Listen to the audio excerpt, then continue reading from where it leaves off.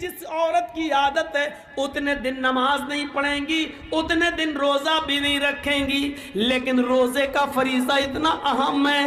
اسلام یہ کہتا ہے کہ جب عید کے بعد وہ صحیح ہو جائیں، نہا لیں، پاک ہو جائیں، تو چھوٹے ہوئے روزے تو وہ پورے کریں گی، لیکن ان دنوں کی چھوٹی ہوئی نمازیں وہ پوری نہیں کریں گی۔ نمازیں معاف ہیں، یعنی چھوٹی ہوئی نمازیں ان دنوں کی ان عورتوں کو پورا کرنے کا حکم نہیں دیا، وہ ان کی اوپر سے معاف کر دی گئی ہیں، لیکن چھوٹے ہوئے روزوں کو ان کو ہر حال میں پورا کرنا ہوگا۔ جرجی صاحب روزہ رکھتے رکھتے بیمار ہو گئے، 2 روزے چھوٹ گئے، سوچتے تھے کہ عید کے بعد رکھ لیں گے، لیکن 2 روزے جرجی صاحب نہیں رکھ پائے۔ محرم کا مہینہ، شوال کا مہینہ جانے سے پہلے انتقال ہو گیا۔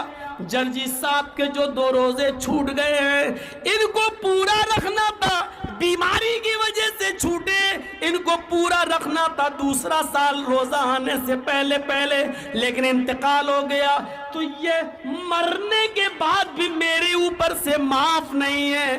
اب یہ چھوٹے ہوئے 2 روزے میری اولاد پورا کرے گی، میری بیوی رکھے گی، میری بہن رکھے گی، میرا باپ رکھے گا، میرے خون کا کوئی رشتہ ہوگا وہ رکھے گا۔ غور کیجئے، یہ اتنا زبردست فریضہ ہے یہ روزہ، جو کسی بھی کنڈیشن میں معاف نہیں ہے۔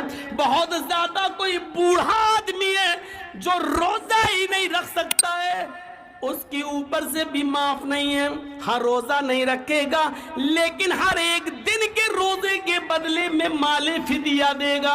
ایک مسکین کھانا کھلائے گا، ایک فقیر کو کھانا کھلائے گا، پیٹ بھر کے اس کو کھانا کھلانا ہے۔ اب چاہے تو 30 دن کا اکٹھا اس کو دے دے، یا 30 دن اپنے گھر میں بلا کر کھلائے، یا 30 دن کے کھانے کا راشن اس غریب آدمی کے گھر میں پہنچا دے۔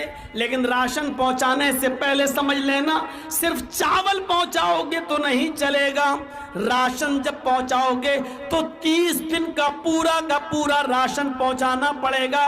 یہاں اس میں دال بھی شامل ہے، چاول بھی شامل ہے، سبزی بھی شامل ہے، یہاں تک کہ تیل اور مرچ مسالہ، یہاں تک کہ نمک، یہاں تک کہ چولہے میں جلنے والی لکڑیاں بھی اس میں شامل ہیں۔ یہ پورا کا پورا خرچہ آپ کو 30 دن کے روزوں کا اس کو دینا پڑے گا۔